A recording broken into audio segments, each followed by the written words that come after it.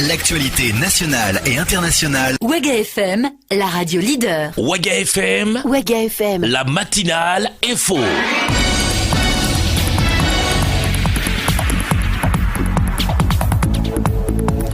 Mesdames, Messieurs, bonjour à toutes et à tous. Bienvenue à l'écoute de la matinale info sur Ouaga FM. Les titres du 7h de ce vendredi 10 février 2017. Mouvement d'humeur au ministère des Infrastructures. Les travailleurs ont répondu à l'appel de leur syndicat pour un sitting de quelques heures hier jeudi. Ils reprochent une forte politisation de l'administration et la récurrence des conflits entre collaborateurs. Explication détaillée dans ce journal. Mouvement d'humeur également chez le personnel soignant de l'hôpital Yalgado Ouedraogo de Ouagadougou. Les infirmiers qui dénoncent les agressions dont ils sont victimes ont donné de la voix hier jeudi. Mais la marche n'aura finalement pas eu lieu. Un terrain d'entente ayant été trouvé avec le ministère de la Santé. On en parle dans ce journal. Également au menu de cette édition de la matinale info, de la culture et du sport. Mesdames, Messieurs, bienvenue à tous à l'écoute du journal de 7h sur Ouaga FM. Les infos sur Ouaga FM, présentation Paul-Miki Rwamba. Les agents du ministère des Infrastructures observent depuis hier jeudi 9 février 2017 un mouvement d'humeur. Ces derniers dénoncent une ambiance malsaine et délétère au sein de leur ministère, mais aussi certaines décisions et politiques de leur ministre. Des détails avec vous, Franck Aristide Jefa, qui est allé à la rencontre des frondeurs. Griefs ont été portés contre le ministre des tutelles et ses plus proches collaborateurs. Le syndicat estime que ces torts soulignés sont de nature à mettre à mal le bon fonctionnement du ministère. Mbiya Miogo, secrétaire général du syndicat. Depuis l'arrivée du ministre, une nouvelle organisation du ministère a été mise en place et l'organisation a créé des conflits entre les agents. Certains agents ont été montés les uns contre les autres, les structures les unes contre les autres et finalement nous sommes arrivés à un blocage. Avant-hier même, il y a une direction générale qui a adressé une correspondance au ministre pour fermer ses portes jusqu'à nouvel ordre parce que les conflits sont tels qu'on ne peut plus travailler. Et en même temps, dénoncer en fait le manque de sincérité dans le dialogue en fait au niveau du ministère. À titre d'exemple, on a mis en place un comité pour relire les organigrammes que nous avons en fait dénoncés. Et le ministre affirme que dans ces organigrammes-là, que c'est les décisions consensuelles qui seront mises en œuvre. Pourtant, des instructions ont été données aux agents de l'administration de travailler de telle sorte qu'il n'y ait pas de consensus. Quand on a constaté que le débat était malsain, on a tout simplement demandé à nous retirer. Des problèmes techniques, structurels, infrastructurels et parfois même politiques dont le premier responsable de ce département ministériel dit avoir connaissance pour avoir échangé plusieurs fois avec les responsables de ce syndicat. Il appelle par ailleurs à un dialogue. Éric Bougma, ministre des Infrastructures. Le syndicat m'avait saisi à ce sujet. Je ne sais pas qu'est-ce qu'ils appellent cellule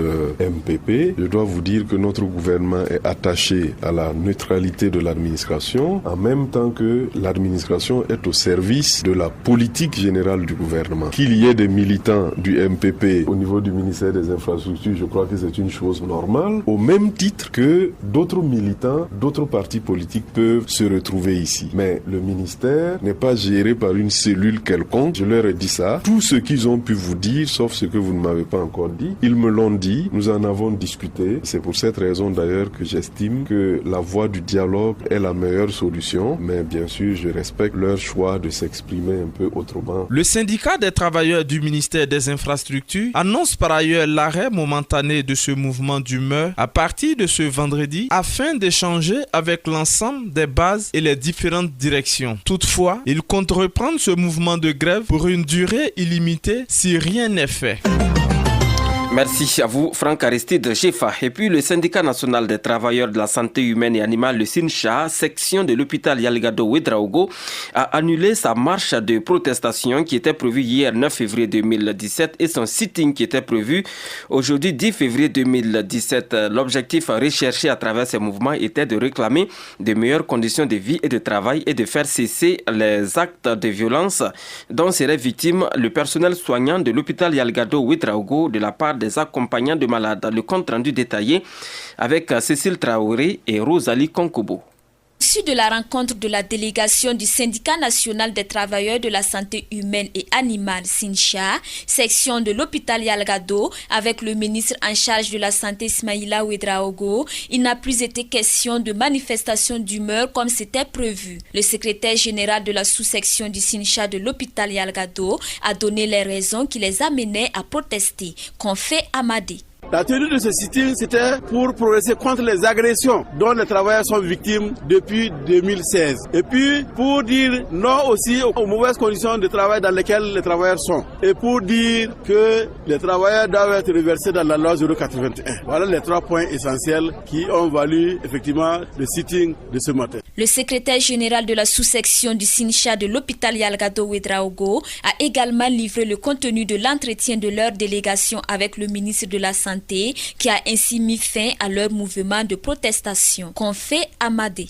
On a eu une rencontre au ministère de la Santé autour de la plateforme. On a analysé les réponses du gouvernement par rapport à la plateforme. On a estimé qu'il y a un effort qui est fait de la part des autorités du ministère et que ça vraiment il n'y a plus de nécessité de continuer la lutte. On va attendre de voir l'exécution des engagements. Parce qu'au niveau de l'insécurité, les agressions, ils nous ont dit qu'ils ont arrêté les agresseurs qui sont actuellement au niveau de la Mako. Ils ont dit qu'ils vont aller, ils ont pris l'engagement d'aller au niveau des stations pour faire de l'information, de l'éducation à la population par rapport à leur politique de santé, par rapport aux difficultés qu'ils ont à pourvoir les formations de santé, d'équipement. Donc nous pensons que ça concourt à amener les populations à comprendre. 3 mois, c'est le délai attendu par la sous-section du SINCHA de l'hôpital Yalgado Ouedraogo pour avoir des échos favorables de la part du ministère de la Santé.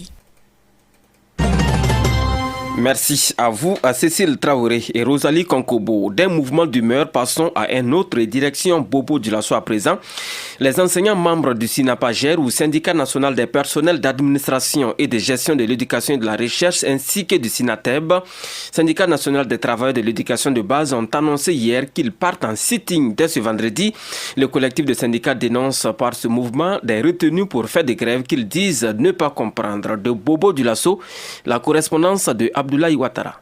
Bulletin compilé d'un côté, face aux femmes et hommes de médias, Khalifa Ouattara, le secrétaire général du SINAPAGER, et ses camarades expliquent les motifs de leur grève en début d'année scolaire 2016-2017. Nous, on a recensé que quelques cas, 21 postes vacants.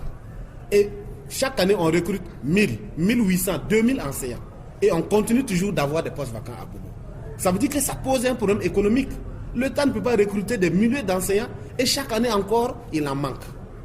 Les 875 enseignants à Bobo Dioulasso, comment c'est arrivé? C'est toujours pas le truchement des mêmes nécessités de service.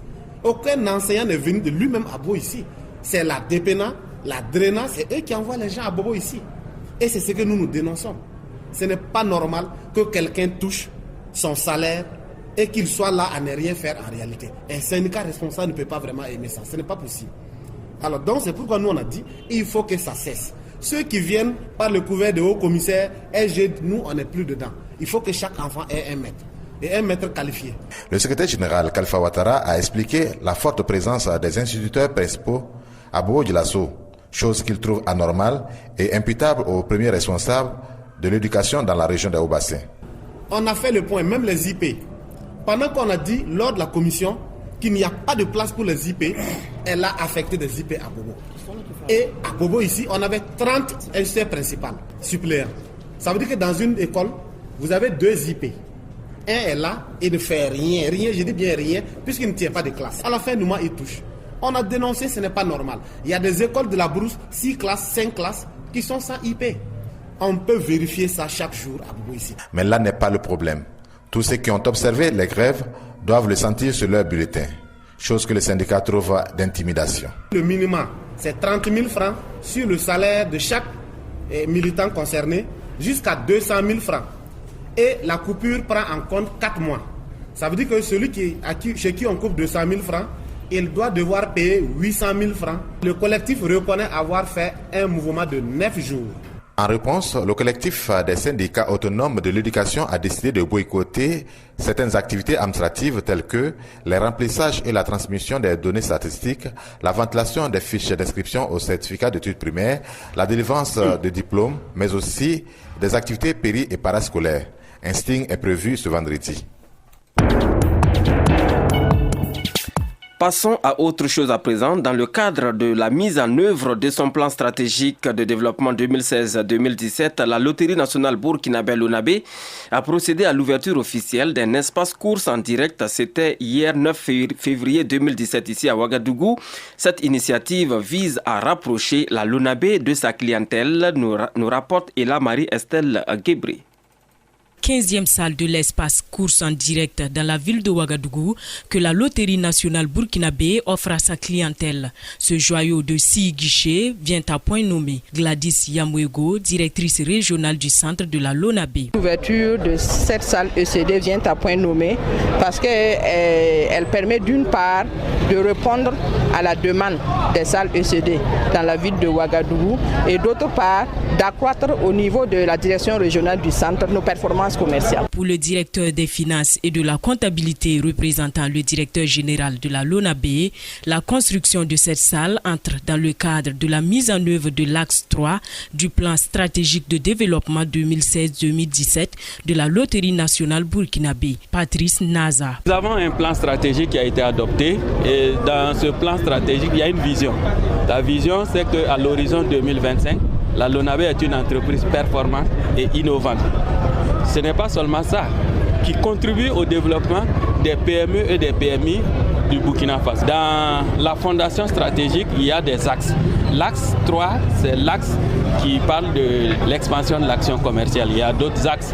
Il y a la responsabilité sociétale, il y a le développement des ressources humaines. Mais là, nous sommes en plein dans l'axe 3, l'expansion commerciale. Par la même occasion, 2 heureux gagnants ont reçu leur chèque de plus de 52 millions de francs CFA chacun. Les bénéficiaires des lots ont exprimé leur satisfaction à la remise des lots. Ils rassurent de faire bon usage des gains suivant les recommandations de la Lonabé.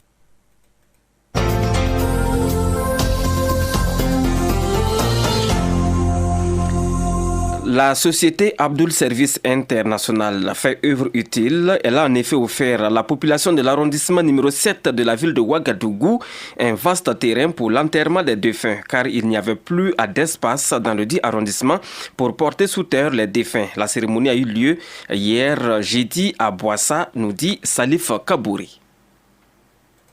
Une superficie de 10 hectares, l'espace qui servira désormais de cadre de repos pour les disparus vient soulager la population de l'arrondissement numéro 7 de Ouagadougou. Nous êtes contents, très bien même. À Tenganoro, n'est pas cimetière, à Boissa aussi, bon, tout est rempli. Et il y a chez eux aussi, il y a l'autre qui part au village, de la Molle. Si nous n'est pas ici, quelqu'un qui a décidé, il faut te part ça au village. Sinon, on n'est pas à côté ici pour enterrer. Ouais, ça, vraiment, nous tous sont de merci Abdoul Service. Ce don de Abdoul Service International a été salué à sa juste valeur par l'ensemble de la couche sociale du village de Boissa. Et le maire, Seydou Compaoré, a traduit la reconnaissance des habitants de son ressort territorial aux donateurs.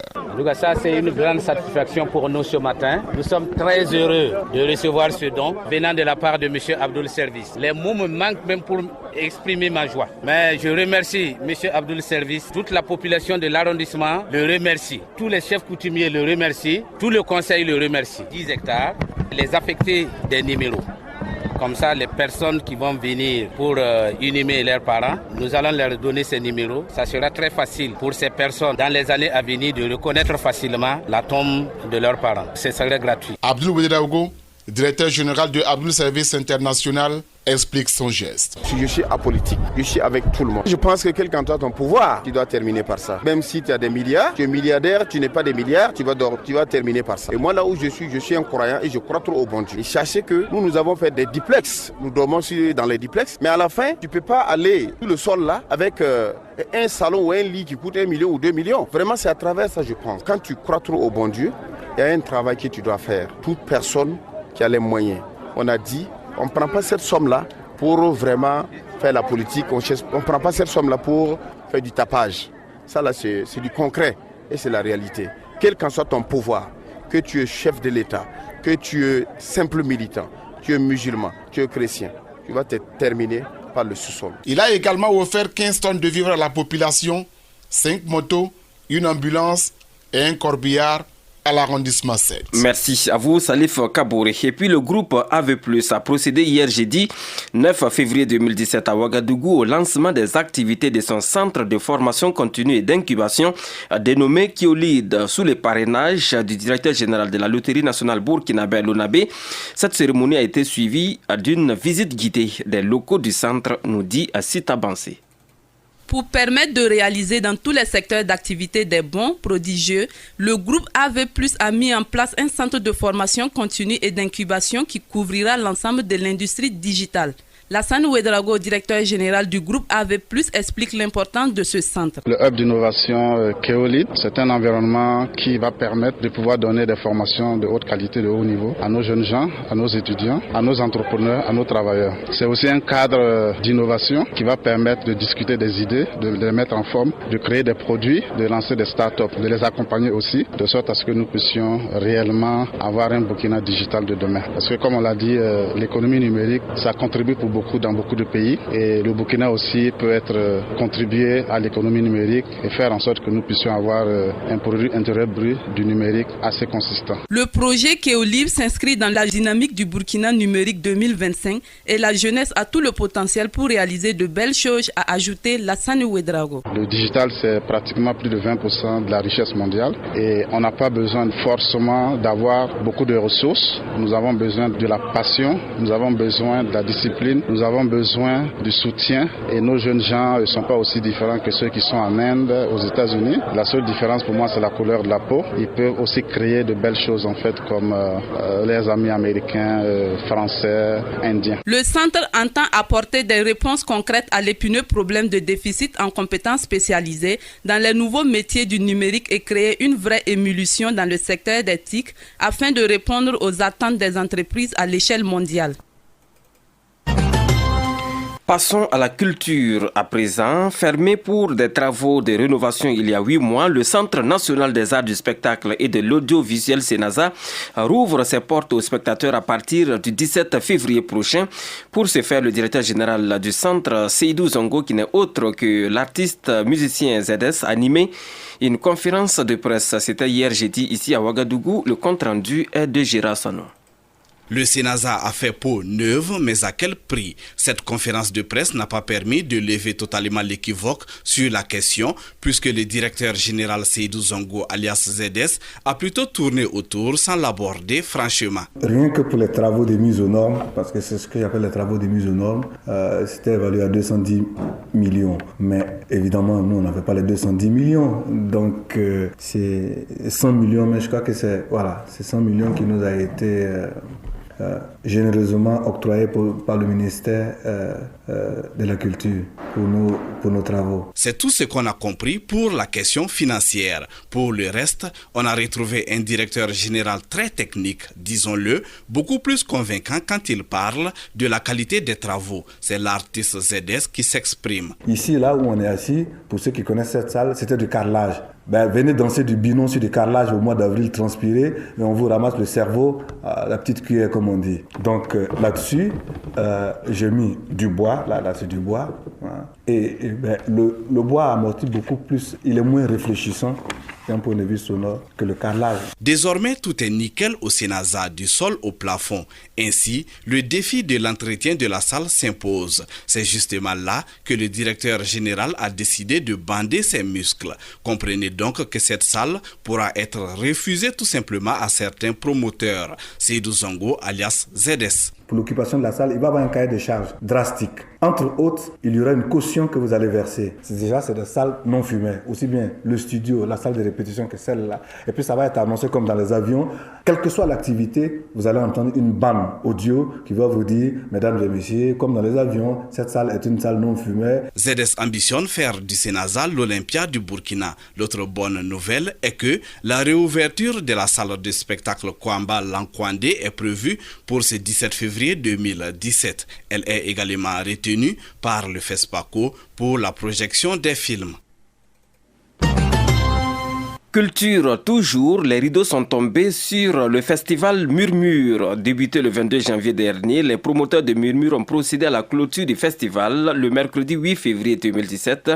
À cette occasion, les meilleurs artistes plasticiens ont été à féliciter, nous dit Gérard Sanou, que nous retrouvons une fois de plus. Pétitions inscrites au menu du festival ont livré leur verdict à la satisfaction générale du promoteur Lassane Ouedraogo, responsable de l'association Napambe Ogo. J'ai trouvé que c'était une première fois que nous faisons la ferme. C'était vraiment une bonne expérience. Les artistes, en fait, j'apprécie tout le travail qu'ils ont fait là. J'espère que tout s'est bien passé. Et je vois vraiment réellement que je peux qu'être heureux de pouvoir organiser ça et j'espère faire plus pour les années à venir. Ponzanou est artiste plasticien. Venu du Bénin, ses œuvres ont véritablement séduit les jurys, ce qui lui a permis d'être distingué meilleur créateur devant d'autres artistes togolais, congolais et burkinabés. Il a tenu à partager son prix avec tous les participants. Je suis africain d'abord et quand on reçoit un tel prix au début de l'année, ça veut dire que l'année est bonne. Donc je dédie ce prix déjà à tous les artistes qui ont participé. Et au Burkina aussi, qui prend de grandes initiatives culturelles. Et je dédie particulièrement ce prix à tous ceux qui pensent à la nature, aux écologistes. Notamment. Les membres du jury, les artistes eux-mêmes ainsi que les organisateurs du festival ont tous exprimé leur bonheur quant à la bonne tenue de l'événement dont la participation d'artistes étrangers reste l'innovation majeure. Merci à vous, Gérard Sanou. À présent, le sport dans ce journal sur Ouaga FM. Les infos sur Ouaga FM, la page sport. Et toute l'actualité du sport, c'est avec vous, Salif Kabouri. Bonjour et bienvenue. Bonjour Paul Meki, bonjour à toutes et à tous et bienvenue à cette escale sportive sous la radio de toutes les générations. Des clubs burkinabés seront en campagne africaine ce week-end et déjà on peut vous annoncer qu'une conférence de presse d'avant-match est prévue ce jour même ici à Ouagadougou pour opiner sur les rencontres Rail Club du Kadiougou contre Diable Noir du Congo en éliminatoire de la Ligue africaine des champions. L'AS Sonabel en Coupe de la Confédération africaine de football sera opposé au Sporting Club de Gaïwa de la République de Côte d'Ivoire. C'est en Coupe de la Confédération africaine de football. Après la Coupe d'Afrique des Nations de football, on en parle encore sur le cas du gardien de but des étalons de Burkina, Hervé Kwaku Kofi. Nous allons entendre un autre son de cloche. Il s'agit du club formateur ici au Burkina Faso du gardien de but Hervé Kwaku Kofi. Vous vous rappelez que Hervé Kwaku Kofi a intégré Raimo FC avant donc d'être passé à la SEC d'Abidjan. Comment tout cela s'est passé? Écoutons le président de Raimo FC, Raïm Ouedraogo. Écoutez-le. Kwaku, nous on l'appelle Kofi. Il était au centre tout petit et on l'a formé, on savait qu'il avait du talent. Et nous, on savait pertinemment qu'il allait être le gardien de but des étalons. Donc nous avons travaillé dans ce sens, planifié sa carrière, telle sorte qu'il soit là aujourd'hui où il est. Bon, pour nous, ça ne nous étonne pas. Donc c'est par vous qu'il est parti à la SEC? Si, parce que on avait vu, quand j'ai vu que l'enfant a évolué, s'il restait chez nous, ça allait bloquer quelque chose. Ça allait bloquer sa progression. D'où on a décidé, pendant cette période, l'année passée, Raimo était en deuxième division. Il y avait ce choix. Il y avait des équipes qui le voulaient. J'ai causé avec le petit. J'ai dit, bon, le petit, il y a des clubs en première division qui te veulent. Qu'est-ce que tu veux? Qu'est-ce que tu veux? J'ai dit, mais il y a la SEC qui est là, mais c'est pas du concret. Quel est ton choix? Il m'avait dit, non, si la SEC est là, il ira à la SEC, mais à défaut de ça, lui reste à Raimo, en deuxième division avec l'équipe. Moi, j'avais la pression parce que je priais à ce qu'il parte à la SEC, parce qu'il allait jouer la Champions League, il allait progresser, et en ce moment, l'équipe nationale allait lui faire confiance. Et donc, Dieu merci, la SEC a voulu, et on a concrétisé, il a fait une belle Ligue des Champions, et voilà. Son premier match en première division, mon manager était venu de la Hollande. Il a vu le petit, il a dit il faut que le petit gagne 5 cm en taille et il sera un grand gardien. Et on a travaillé dans ce sens aussi, surveiller son alimentation pour qu'il pousse. Et voilà, il est là où il est. Donc nous comme je dis, c'est une planification, ça ne nous étonne pas. Donc au plan national, au Burkina Faso, c'est Raïmo FC qui répond de ce gardien de but. Oui, on l'a formé. J'aimerais ajouter aussi, quand on l'a amené à la SEC, M. Wogné m'a vu dans les coulisses pour que l'enfant puisse jouer pour les éléphants. J'ai dit à Wogné, nous, on a besoin de ces petits-là. À l'instant, Raïmo FC, le président de Raïmo FC, Raïmo Ouedraogo, à l'instant donc, à l'issue de la 9e journée du championnat de première division disputée mercredi et jeudi dernier. Voici les résultats, en tout cas disputée mardi et mercredi dernier. Voici les résultats à notre possession pour vous. On veut parler donc notamment du classement. Le Rail Club du Kadiogo, après sa victoire lors de cette 9e journée, est en tête du championnat avec 21 points, suivi de l'association sportive des fonctionnaires de Bobo-Dioulasso qui totalise 18 points. Le troisième club est le Racing Club de Bobo-Dioulasso avec 15 points. Quatrième, Ageb 14 points. Cinquième, l'USFA avec 14 points, à la différence avec l'Ageb qui a plus 6. Voilà, Paul Mekiwamba, le point sur l'actualité sportive. Merci à vous, Salif Kabori, d'être passé à cette édition pour l'actualité sportive. Les infos sur Ouaga FM, l'actualité internationale. Actualité hors de chez nous à présent, en Côte d'Ivoire. Les rues sont devenues paisibles à Adiaké et les militaires mutins des forces spéciales se sont retournés dans leur caserne. À la mi-journée, le haut commandement de l'armée s'est rendu dans cette ville à une centaine de kilomètres à l'est d'Abidjan pour entendre ces mutins faire amende honorable. Fraîchement arrivé à la tête de la Gambie après 22 ans de pouvoir autocratique de Yaya Jammeh, l'équipe du président élu en décembre dernier, Adama Barrow, va recevoir une aide de 225 millions d'euros de la part de l'Union européenne. Une partie de cette somme sera débloquée rapidement afin d'aider les nouveaux dirigeants gambiens à faire face aux urgences.